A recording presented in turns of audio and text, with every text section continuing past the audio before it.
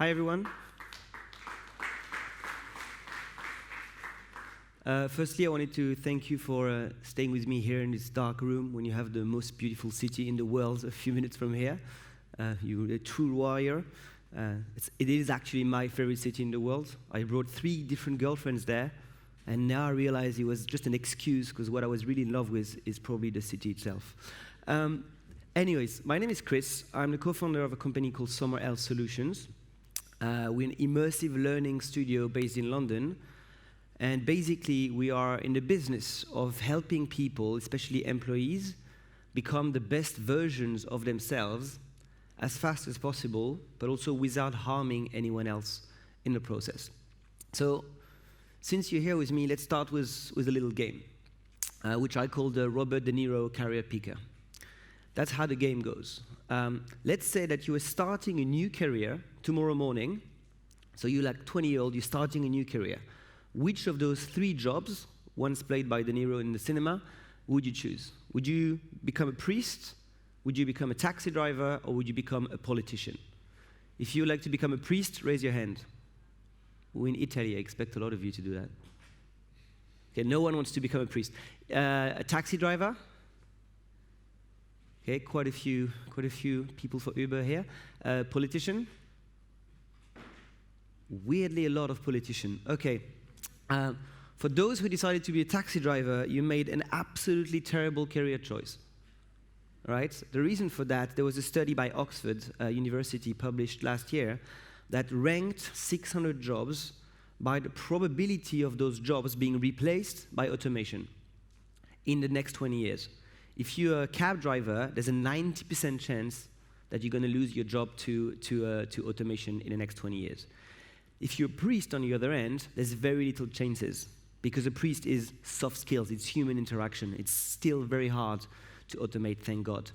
And finally, racist politicians are not in the study, but given the current situation in Europe and elsewhere, I don't think they're going to go anywhere, unfortunately. So you know it, you heard about it here many times. Automation is coming, it's coming from everyone, for everyone. It's coming for the white collar, it's coming for the blue collar. 15 million jobs are going to be automated in the UK alone in the next 20 years. That's about 40% of the workforce. The change of the top skills needed between 2016 and 2020 has changed by 35%. So what that means is large organizations and individuals like ourselves have a huge challenge where they need to upskill and reskill or otherwise become redundant. And most organizations now are switching the focus. They're switching the focus towards helping people to think, to act, to behave, right? Knowledge dies very fast. Skills, like hard skills, let's say programming, for example, or driving, those skills die very fast. What matters now is mindset, is behavior, attitude, or soft skills, however you want to call it. And we need, as individuals, and companies want us to become smart, collaborative, self-directed learners. And the reason for that is the way we learn is changing, right? Our parents, they were learning, that way, the way that's on the left here. You learn something for 20 years, and then for 40 years of your life, you're just going to do that and then retire. We have to do the following. We live in a continuous learning cycle where we're constantly jumping from employment to education to exploration to employment again, sometimes in parallel as well. So that's the new world of work, and that's the big challenge of today. So what does it have to do with VR training? That guy, for real, is my grandfather. Like, it's not a fake photo, it's actually my grandfather. He's a super cool guy. Back in 1954, he was a test pilot for both the US Air Force and the French Air Force. And one day he had to practice vertical takeoff. So the idea, he was on Mirage 3, a plane, and he had to take off vertically and go as high as possible until the engine turned itself off. So at 60,000 feet, the engine turned itself off, and then he was instructed not to turn the engine back on until he reached 20,000 feet. And so for 3 minutes, he was just going down like this towards us, unable to do anything, waiting to know whether it was going to work or not. Spoiler alert, I'm here today, so he did not die. But it's still a very dangerous way to train people. And so today, for the past 50 years actually, you've had flight simulators. You all know that, it's obvious. Because if you crash a plane, you kill people and it costs a lot of money. So a flight simulator costs upwards of £1 million. But it's worth investing in it. Now, with VR, we have a technology that allows simulations as well, except the VR headset now, the Quest, is £400. So it's 2,000 times less expensive. So really today, it's not about the technology. It's just because the technology is more affordable, we have that value proposition that exists for 50 years in flight simulators that is extended to a lot more job. So what makes immersive learning special? The first rule of creating immersive learning is the following. If it's not too dangerous, too costly, too rare, or just impossible to do in real life, then you should probably not do immersive learning. But let's see when you should do it. So too dangerous. We just saw it about the plane. If you crash a plane, you die. Good news, in VR, it's okay to die. The second one, too rare. Has anyone here heard about a condition called Situs Inversus? Raise your hand if you know what this is. Situs Inversus is when your internal organs are the other way around. That's 1 in 10,000 people.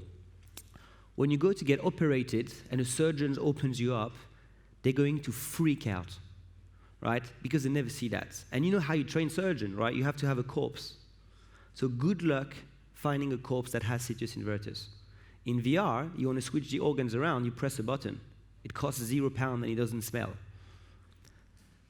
Costly, that's quite obvious. If you're training people, let's say health and safety on an oil rig, you need to fly them in a helicopter to the oil rig, put the oil rig on fire, wait for them to do something, turn off the fire, and then do it again. It costs a lot of money. In VR, you press start, and you start again and again. And finally, impossible. And that's maybe the most interesting stuff. In VR, you know you can travel to different times, travel to different places. That's fantastic. But in VR, you can also be in anyone's body. You can be another gender, you can be another race, you can be another age. And if you need a time machine to travel through time, VR really is a machine to travel through human experiences. And what we can do in VR that we cannot do in reality, like this idea of being in other people's body, that's the second ROI of the title. Yes, you have return on investment by saving costs on stuff that are dangerous, but you have that idea of the return on impossible.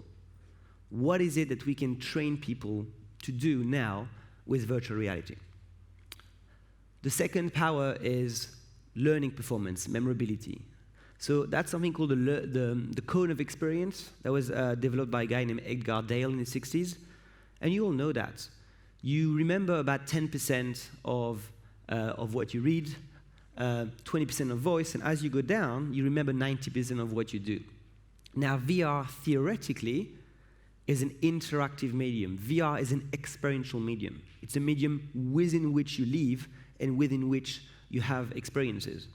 So there's been a few studies around whether that theory was true. The University of Warwick, last year, they wanted to try that. So they built that experience in VR that's around learning about a plant cell, right? And so in VR, you have that plant cell, and you can interact with it to get various bits of information. They created a video version of that experience, and they also created a text version using photos from the experience and text. And then they took 3 groups of students, and each group had 7 minutes. Group A, 7 minutes to study the text. Group B, 7 minutes to watch the video. And Group C, 7 minutes to do the VR experience. The results are here. What they found is VR had highest understanding score, highest memorability, highest reported positive emotion, and highest reported engagement. Here's now the third power, the most interesting power of VR for learning. Have you guys ever played with those apps where you put a photo of yourself and it gives you a very old version of yourself? It's quite upsetting and depressing sometimes.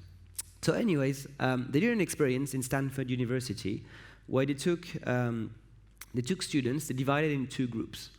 Group A, they created a 3D avatar of those students that looked exactly like them. Group B, they created a 3D avatar of those students that looked 70-year-olds. And then they put everyone in VR, and in VR they found themselves in front of a mirror where they had to sing, to dance, to play the bongos, and so on. And so after the experience, there was a questionnaire with a researcher. And yes, they observed that people who were in the old body, they were singing a bit weird and dancing a bit weird. But you could argue that it's like Halloween, you know, if you're dressed as a sexy nurse or as Donald Trump, you're not going to behave the same way. So the only question that really matters in that questionnaire was the following. The social department wants to know how you're going to spend the $1,000 that we paid you for the experience. Are you going to go party? Are you going to give a present to a friend? Are you going to go on holiday? Or are you going to save for later?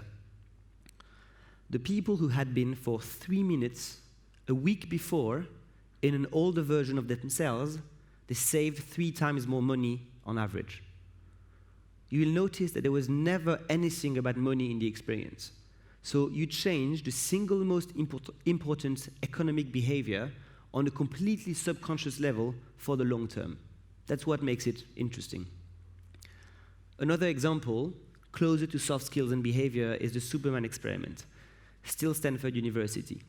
So still 2 groups, and those groups are told that they're going to be flying over a city where they have to find a kid that is stranded with a diabetes crisis, and they have to give a shot of insulin to the kid. That's their mission. Group A, they are helicopter pilots. So in VR, they see themselves in the cockpit of a helicopter that they're piloting like this. Group B, they are Superman. So in VR, they see their arms with the blue lycra, and they go like this. That's the only difference between 2 experiences. Now the game is rigged, so everyone's going to find the kid after 2 minutes, wherever they look, and they're all going to save the kid. Once again, after the experience, there's a questionnaire with a researcher, and once again, the entirety of the questionnaire is completely bullshit. The one thing that matters is that the researcher has a box of pen on the table that she inadvertently drops to the floor. She waits 6 seconds to pick up the first pen, and then she picks up 1 pen a second. What they were measuring is whether there was a difference between the helicopter pilots and the doctors. And the results are the following.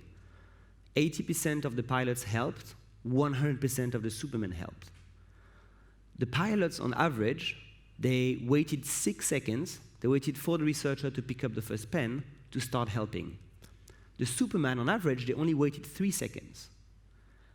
On average, the Superman picked up 40% more pens. So what you see here is a tiny difference in learning design makes a huge difference in behavioral impact. And that tiny difference is the one between reality, being a helicopter pilot, and something unreal, which is being Superman. And so you really have to think creatively about going beyond just recreating reality. So when it comes to immersive learning, there are basically 3 core value propositions, right? The first one is skills-based. That's what we saw in the nice presentation before. That's, using your hand, repeating actions with your hand to build psychomotor skills. The second one is knowledge-based. That's what we saw with the plant cell example. Let's say you want to learn about how a heart works, okay? If I give you a series of 2D images, you have to somehow put them together in your head to form a 3D picture. If I give you a 3D picture in VR, it's much more easier, right? So that increases memorability and understanding. And the last model, the one I want to talk about now, is behavior. Is what happens when we put you in simulations where you have to act out to change your behavior. So let's have a look at something that we've done that we call the BODYSWAPS. It's based on some of the research I mentioned before, and it's basically a soft skills simulator. So it allows employees to get in VR and have interactions with virtual humans in order to develop their soft skills. So that's how it works very briefly. Those are not images from the experience, by the way, you'll see in a second. So you enter VR, you meet your new body, okay? You're in front of a mirror, Then you take the brief about the simulation that's about to happen. Then you meet your virtual colleague, you ask questions, and you listen to what he or she has to say, and then you respond. And when you respond with your own body language, and you respond with your own voice. Because in reality, you don't choose A, B, or C, right? You have to improvise. And then you body swap. That means that you exchange perspective with your virtual colleague, and you listen back to yourself from their perspective. And that's unique, because this is where you build self-awareness. This is how you get impacted by yourself. This is how I sound. This is how I say what I say. And finally, we have a lot of analytics powered by AI.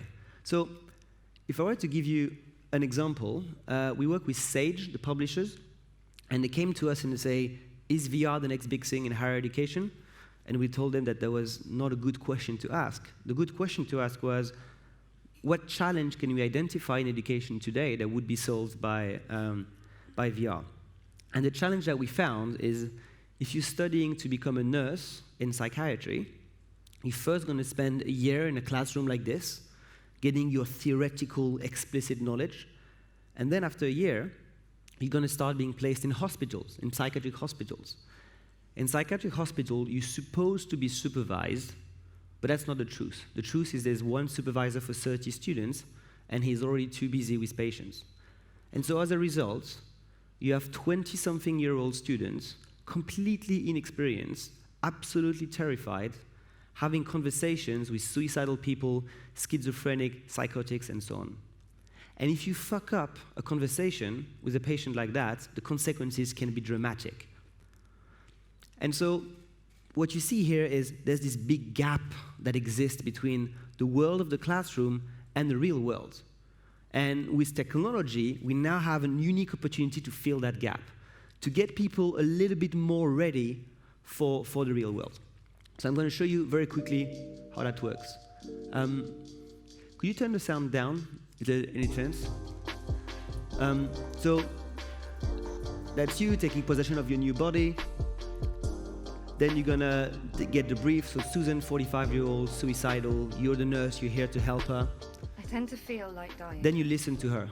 What she's saying here is she's basically not doing too well, and she's thinks of killing herself. She talks in very personal ways about her life. This is not a lesson. Susan, thanks a lot for And then you sharing respond, this. so Really you can't hear it, like but you would hear my own voice responding to her and telling her that I'm about to help her, and she's nodding and looking at me. I already feel that I'm doing something good. And then I swap bodies. So I hit the body swap button, and I see myself from her perspective. This is how I realize everything that I'm doing right or wrong. And finally, after I've seen that, as you're going to see in a second, I have access to a range of analytics. So it's giving me positive reinforcement on what I'm doing right, but also personalized tips on what I'm doing wrong. And here's what makes that unique, right? Even if you did role play has limits, right? Your coach can only play people who look like him. Your coach, if it's a 50-year-old white man, he cannot play a 22-year-old female intern in a sexual harassment training. He's also one man. He cannot play the entirety of the board. He cannot play another race, another age. Besides that, a lot of people hate role play because you're being watched. You might feel a bit silly. Whereas with this, what we have is the scripts. We can write that with subject matter experts. So the script, what you hear from Susan, is extremely well written. It's also extremely well acted. So for that one, we had a professional actress from London. She's playing Shakespeare in London at the moment. And also the environment. You're not limited by the walls of your training center. The environment can be anything you want.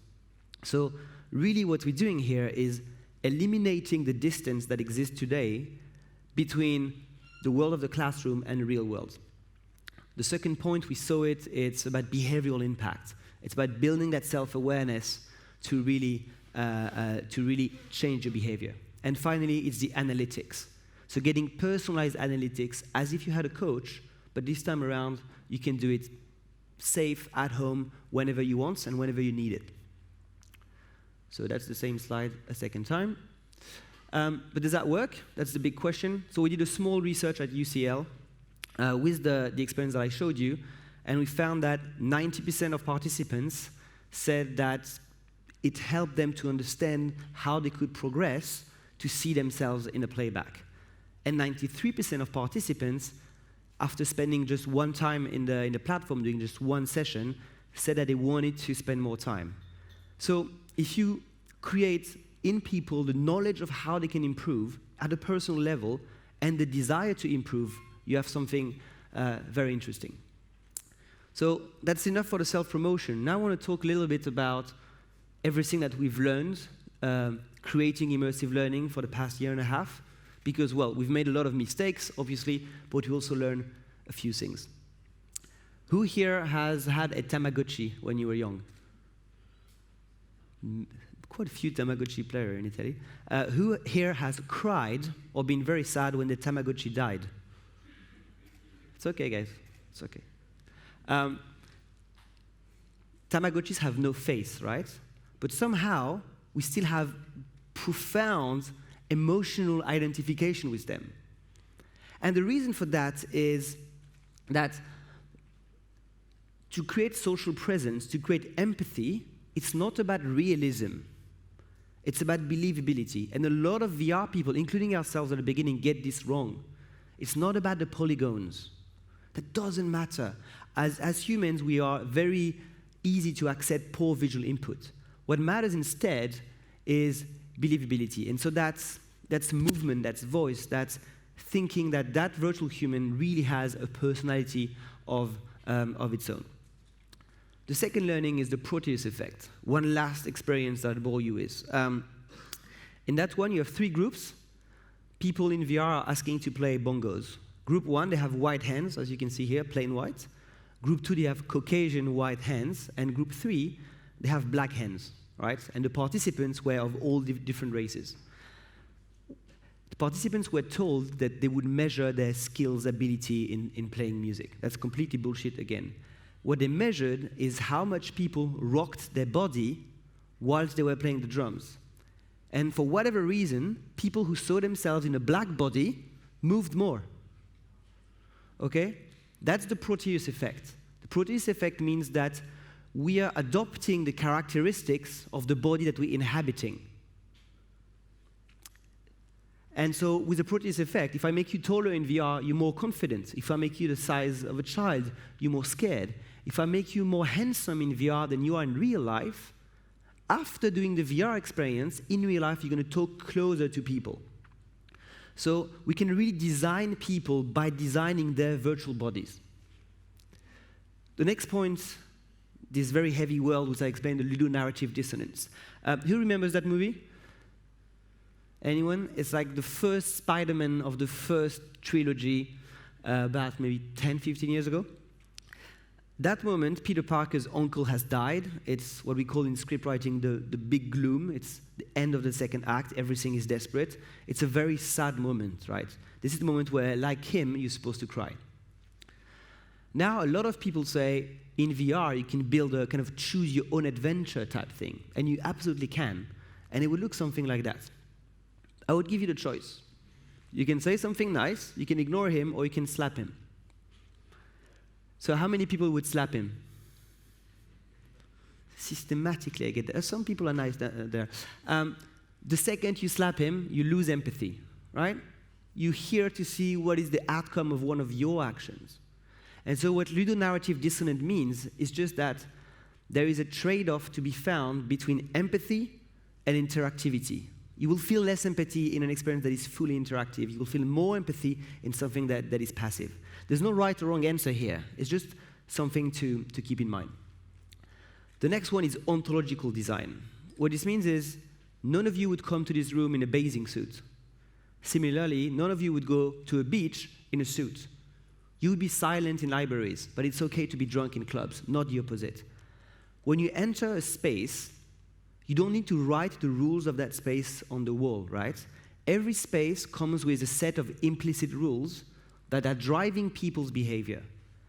And so you'd see that at a restaurant. A restaurant has a small round table or long and wide rectangular table. The whole social interaction is completely different. And so when you're designing a space in VR, you're effectively designing people through that space. Again, something to keep in mind. And so all of this brings me to this idea of AX design, audience experience design. In that experience, the last one I promise, is the last slide actually, people are put in this room and they are either in 90 degrees, 180 or 360. This is not a VR experience. They literally have like plastic goggles and black panels. They have 2-3 minutes in the room, no instructions. After they leave the room, they are told that that room was a hyper-realistic recreation of the last 2 hours of that guy who's a student, exchange student, who killed himself. And they ask people, why do you think he did it? People in 90 degrees go very much in detective mode. They say, this is the score of the video game, he was losing. There were like cookie crumbs on the table and so on. The people in 360 degrees, they don't notice the crumbs, they don't notice the score, but they go, it was very silent, it was very empty. There was no photos from friends. There was no sound from the computer, no nothing. And so the first people, they're very cognitive based, and they think he killed himself out of shame because he lost the game. The people in 360, they're very emotionally driven, and they think he killed himself because he was lonely. And so it's not a matter of who was right or wrong. What's important to understand here is you can design people in VR through their body. You can design people in VR through space. Audience experience design is taking the cognitive, the emotional, and the physical together when you're designing an experience in order to go beyond reality and think about how you can change behavior for the best. So I hope you get it that it's not about the technology, it's not about the headsets and the field of view and whatever. It's about changing behavior through technology. And so, we live in a world of, fake news and discriminative behavior and ecological disaster. And if we can, maybe with the technology, change people's behavior a little bit, then I think there's a lot of hope for everyone. So I hope you're hopeful, and thank you for your time.